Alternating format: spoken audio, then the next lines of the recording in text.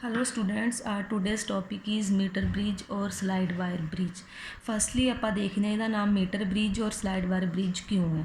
Metre bridge ਇਸ ਕਰਕੇ ਹੈ ਕਿਉਂਕਿ ਇਹਦੇ ਆਪਰੇਟਸ ਇੱਕ ਵਾਇਰ ਹੁੰਦੀ ਹੈ ਜਿਹਦੀ ਲੈਂਥ ਕਿੰਨੀ ਹੁੰਦੀ ਹੈ 1 ਮੀਟਰ, ਤਾਂ ਕਰਕੇ ਇਹਦਾ ਕੀ ਨਾਮ ਕੀ ਪਿਆ ਮੀਟਰ ਬ੍ਰਿਜ। ਔਰ ਦੂਸਰਾ ਨਾਮ ਸਲਾਈਡ ਵਾਇਰ ਬ੍ਰਿਜ ਇਸ ਕਰਕੇ ਹੈ ਕਿਉਂਕਿ ਇਸ ਦੇ ਵਿੱਚ ਚੌਕੀ ਹੁੰਦੀ ਹੈ, ਜਦੋਂ ਆਪਾਂ ਉਸ ਚੌਕੀ ਨੂੰ ਇਸ ਵਾਇਰ ਦੇ ਉੱਪਰ ਕੀ ਕਰਦੇ ਹਾਂ ਸਲਾਈਡ ਕਰਦੇ ਹਾਂ, ਉਸ ਕਰਕੇ ਇਹਦਾ ਨਾਮ ਦੂਸਰਾ ਨਾਮ ਕੀ ਹੈ ਸਲਾਈਡ ਵਾਇਰ ਬ੍ਰਿਜ। ਨੈਕਸਟ ਹੁਣ ਆਪਾਂ ਦੇਖਦੇ ਹਾਂ ਹੈਗਾ ਕੀ ਹੈ metre bridge. It is an experimental setup which is use to find out unknown resistance. ਇਹ ਇੱਕ ਐਕਸਪੈਰੀਮੈਂਟਲ ਸੈਟਅਪ ਹੈ ਜਿਹੜਾ ਆਪਾਂ ਕਿਸੇ ਵੀ ਚੀਜ਼ ਦੀ ਕਿਸੇ ਵਾਇਰ ਦੀ ਰੈਜ਼ਿਸਟੈਂਸ ਫਾਈਂਡ ਕਰਨ ਦੇ ਵਿੱਚ ਕੀ ਕਰਦੇ ਹਾਂ ਯੂਜ਼ ਕਰਦੇ ਹਾਂ। ਕਿਸੇ ਵਾਇਰ ਦੀ ਰੈਜ਼ਿਸਟੈਂਸ ਆਪਾਂ ਨੂੰ ਨਹੀਂ ਪਤਾ ਤਾਂ ਆਪਾਂ ਕਿਸ ਦੀ ਹੈਲਪ ਨਾਲ ਫਾਈਂਡ ਕਰ ਸਕਦੇ ਹਾਂ ਮੀਟਰ ਬ੍ਰਿਜ ਦੀ ਹੈਲਪ ਨਾਲ ਫਾਈਂਡ ਕਰ ਸਕਦੇ ਹਾਂ। ਨੈਕਸਟ ਹੁਣ ਇਹਦਾ ਕੀ ਹੈ ਪ੍ਰਿੰਸੀਪਲ, ਕਿਸ ਪ੍ਰਿੰਸੀਪਲ 'ਤੇ ਬੇਸਡ ਹੈ, ਕਿਸ ਪ੍ਰਿੰਸੀਪਲ 'ਤੇ ਕੰਮ ਕਰਦਾ ਇਹ। It is based on the principle of Wheatstone bridge. Last topic ਦੇ ਵਿੱਚ ਤੁਸੀਂ ਵੀਟਸਟੋਨ ਬ੍ਰਿਜ ਬਾਰੇ ਪੜ੍ਹਿਆ ਹੋਊਗਾ, ਤਾਂ ਮੀਟਰ ਬ੍ਰਿਜ ਦਾ ਪ੍ਰਿੰਸੀਪਲ ਕੀ ਹੈ ਵੀਟਸਟੋਨ ਬ੍ਰਿਜ, ਜਿਹਦੇ ਵਿੱਚ 4 ਰੈਜ਼ਿਸਟੈਂਸ ਹੁੰਦੀਆਂ ਨੇ, ਇੱਕ ਬ੍ਰਿਜ ਦੀ ਫੋਰਮ ਦੇ ਵਿੱਚ ਕੀ ਹੁੰਦੀਆਂ ਨੇ ਉਹ ਕਨੈਕਟ ਕੀਤੀ ਹੋਈਆਂ ਹੁੰਦੀਆਂ ਨੇ। ਤਾਂ ਜਦੋਂ ਬ੍ਰਿਜ ਬੈਲੈਂਸ ਹੁੰਦਾ, ਬੈਲੈਂਸ ਕਦੋਂ ਹੁੰਦਾ ਬ੍ਰਿਜ ਜਦੋਂ ਗਲਵੈਨੋਮੀਟਰ ਸ਼ੋਜ਼ ਨੋ ਡਿਫਲੈਕਸ਼ਨ।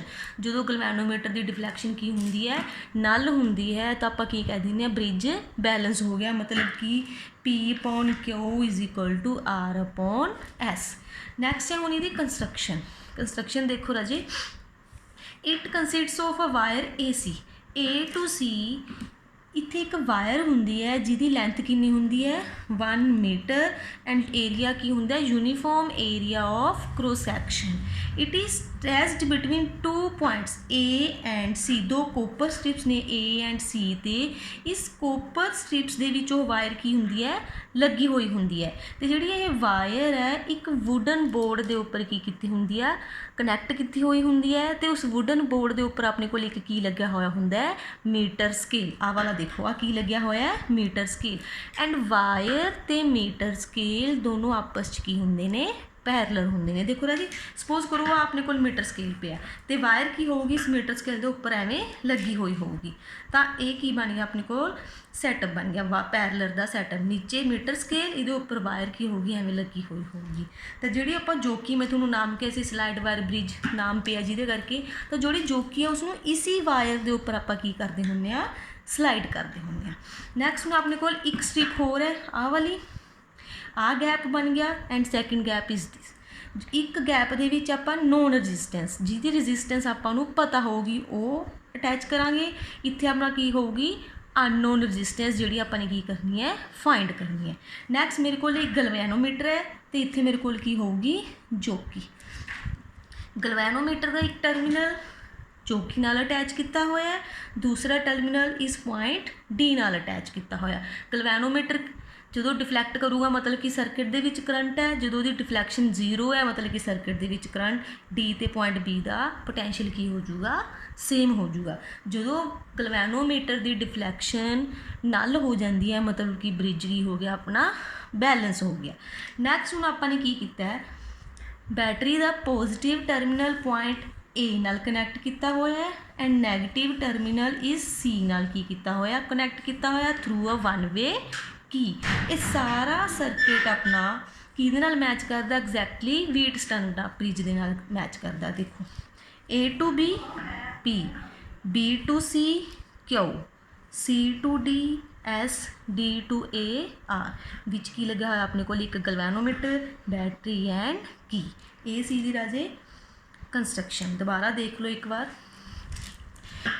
ਵੁਡਨ ਬੋਰਡ ਹੈ ਉਹਦੇ ਉੱਪਰ A to C 1 metre length ਦੀ ਵਾਇਰ ਲਗਾਈ ਹੋਈ ਹੈ, ਨਾਲ ਉਹਦੇ ਪੈਰਲਰ ਦੇ ਵਿੱਚ ਹੀ ਆਪਾਂ ਨੇ ਇੱਕ ਮੀਟਰ ਸਕੇਲ ਲਗਾਇਆ ਹੋਇਆ ਹੈ।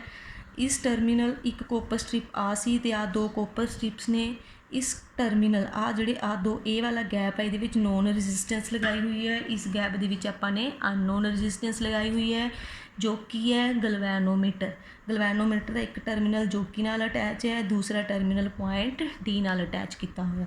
ਜਦੋਂ ਆਪਾਂ ਵਾਇਰ ਦੇ ਉੱਪਰ ਜੋਕੀ ਨੂੰ ਸਲਾਈਡ ਕਰਾਂਗੇ ਇੱਕ ਪੁਆਇੰਟ ਇਹੋ ਜਿਹਾ ਆਊਗਾ ਜਿਸ ਪੁਆਇੰਟ 'ਤੇ ਜਾ ਕੇ ਗਲਵੈਨੋਮੀਟਰ ਦੀ ਡਿਫਲੈਕਸ਼ਨ ਕੀ ਹੋ ਜੂਗੀ ਨਲ, ਮਤਲਬ ਕਿ ਉਹਦੀ ਡਿਫਲੈਕਸ਼ਨ ਕਿੰਨੀ ਹੋ ਜੂਗੀ 0। ਤਾਂ ਉੱਥੇ ਆਪਾਂ ਕੀ ਕਹਾਂਗੇ ਆਪਣਾ ਬ੍ਰਿਜ ਕੀ ਹੋ ਗਿਆ ਬੈਲੈਂਸ। ਤਾਂ ਵੀਟਸਟੋਨ ਬ੍ਰਿਜ ਦੇ ਅਕੋਰਡਿੰਗ ਕੀ ਸੀ P/Q is equal to R upon S. हुण इहदी वर्किंग है, एक बार वर्किंग एवें देखो जो आपां ने की बंद करती, इत्थे रजिस्टेंस बॉक्स लगाया सी जिथे आपां नूं रजिस्टेंस की होगी पता होगी, उस रजिस्टेंस बॉक्स चों आपां 2 ओम 4 ओम 3 ओम 5 ओम जिन्नी साडी मर्जी आपां रजिस्टेंस की कर सकते हैं, दे सकते हैं सर्किट नूं। मैंने इत्थे रजिस्टेंस बॉक्स चों एक सुटेबल रजिस्टेंस बाहर कड्ढी, तो उस तो बाद की होया, इस चौकी नूं इस वायर के उपर स्लाइड करना की करता शुरू करता। जो वायर के उपर इस चौकी नूं स्लाइड कर रहे हैं तो जिस पॉइंट पर जाके गलवैनोमीटर की डिफ्लैक्शन नल होगी, बैलेंस हो गया ब्रिज, तो उस पॉइंट नूं नोट कर लो जिथे अपने कोल की हो जूगी गलवैनोमीटर की डिफ्लैक्शन 0 हुई सी। तो मैंने वो पॉइंट नोट कर लिया A to B, उसकी लेंथ कितनी होगी अपने को, मान ली मैं L सेंटीमीटर। तो बाकी पीछे कितनी लेंथ बचूगी B2 सी, क्योंकि 100 सेंटीमीटर सी, तो कितनी रह जूगी 100 माइनस L। देखो राजे, क्लोज की K and take out suitable resistance R from resistance box. यही दसिया की बंद करांगे रजिस्टेंस बॉक्स चो एक सुटेबल रजिस्टेंस जी सानू पता होगी वो आपां की कर देंगे बाहर कढ़ देंगे, मतलब कि आपां सर्किट नूं उस उन्नी रजिस्टेंस दे रहे हैं। नैक्सट जोकी नूं वायर के उपर स्लाइड किया तो P पॉइंट ते galvanometer shows no deflection, length note की AB equal to L centimetre, तो बची हुई कितनी रहेगी BC is equal to 100 minus L centimetre.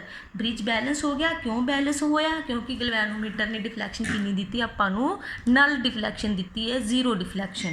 तो अपने को P upon Q is equal to R upon S।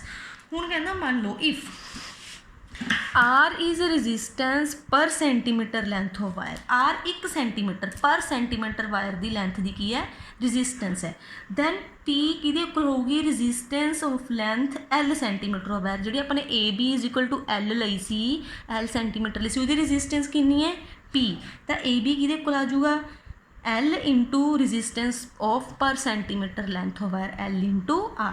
Similarly कहता Q is equal to resistance of length 100 minus L centimetre of length wire, तो BC किहदे कोल आ जाऊगा 100 minus L into R।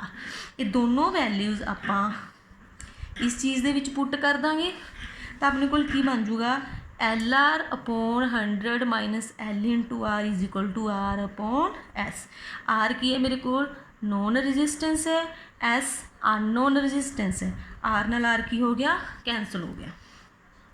Next L upon 100 minus L is equal to R upon S, इतों आप S की value find कर लेंगे, तो अपने को की आ जूगी ये अननोन रजिस्टेंस की होगी फाइंड होगी। हुण जे आपां नूं R पता होगा, क्योंकि आपां कितनी ओम रजिस्टेंस दे रहे हो आपां नूं ही पता है। नैक्सट बैलेंसिंग लेंथ भी पता आपां नूं, क्योंकि आपां पॉइंट नोट करांगे मीटर स्केल के उपर भी कितनी लेंथ ते जाके गलवैनोमीटर की डिफ्लैक्शन 0 आई है, तो 100 माइनस L अपना इत्थों फाइंड हो जाऊगा। तो अपने को जो ये सारिया वैल्यूज आप इत्थे पुट करांगे तो अपने को काहदी वैल्यू आ जूगी अननोन रजिस्टेंस ही, जिहड़ी वायर की आपां ने की करनी सी फाइंड करनी सी, किहदे कोल आई है S is equal to R known resistance 100 minus L upon L। Next है जी जिहड़ा ये मीटर ब्रिज है वैरी हाई रजिस्टेंस या लो रजिस्टेंस फाइंड करने की भी की करती है अपना हैल्प करता है। तो इन्हें चीज़ां याद रखनियां ने। इहदा प्रिंसीपल व्हीटस्टोन ब्रिज है। मीटर ब्रिज नाम क्यों पिया? क्योंकि इहदे वायर की जिहड़ी लेंथ है वो 1 मीटर की वायर होंदी है। एंड स्लाइड वायर ब्रिज क्यों कहा जाता है इनू? क्योंकि जो आप जोकी इहदे उपर की करते हैं स्लाइड करते हैं इस अपरेटस दे विच, तो इसका नाम की है अपने को slide wire bridge. Okay students, thank you. I hope तुहानू टॉपिक समझ लग गया होगा।